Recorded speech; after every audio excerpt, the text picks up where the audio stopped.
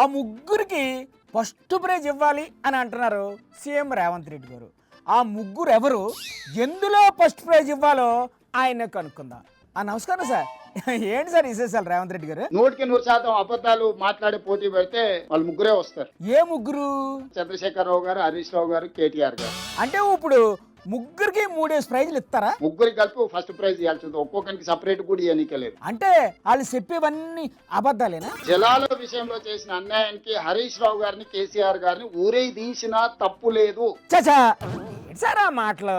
ఇదే middle east countries అయితే చౌరస్తాలనే ప్రజల చేత రాళ్లతో కొట్టించి చంపించుండే వాళ్ళు. ఆ ఊరుకండి సార్ మీరు. మరి కేసీఆర్ గారికి ఆహ్వానం పలుకుతున్నా, శాసనసభలో చర్చ చేద్దాం. Very good very good.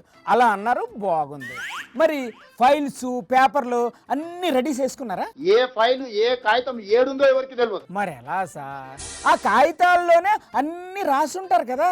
ఏ కాగితం వెనకాల ఏ కాగితం దాచిపెట్టిండో హరీష్ రావు, చంద్రశేఖరరావు అది తెలియదు. మరి ఇప్పుడు ఎలా అండి బాబు? ఇప్పుడు పేపర్ చదివితే ఇట్లా చదువుతాం, లేకపోతే ఇట్లా చదువుతాం. అవును, కానీ చంద్రశేఖరరావు చేసిన దానికి ఇట్లా కూడా చదవాల్సి వస్తుంది. ఈడ కూడా మన కోడ్ పెట్టిండేమో అని. అక్కడ ఎలా రాస్తారు సార్? చిన్నప్పుడు స్కూల్లో టెక్స్ట్ బుక్ మీద ఇట్లా పేరు రాసుకునేటోళ్ళం మనం. అవును. ఇప్పుడు ఇట్లా కూడా ఈ బండిల్ మీద ఇట్లా కూడా చదవాల్సి వస్తుంది ఉత్తమ్ కుమార్ రెడ్డి గారికి. అయ్యో ఎంత కష్టం వచ్చింది సార్ పాపం ఆ ఉత్తమ్ కుమార్ రెడ్డి గారికి. ఉత్తమ్ కుమార్ రెడ్డి గారు చదువు చదివితే 5-6 సార్లు ఐఏఎస్ అయి ఉండేటోడు. ఏ ఐఏఎస్ అయినా మంత్రి మాట వినాల్సిందే కదా.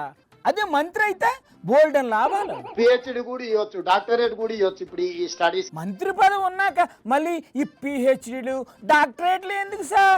దండగా మీరు కావాలనుకుంటే ఇవ్వండి, అందులో ఏటుంది?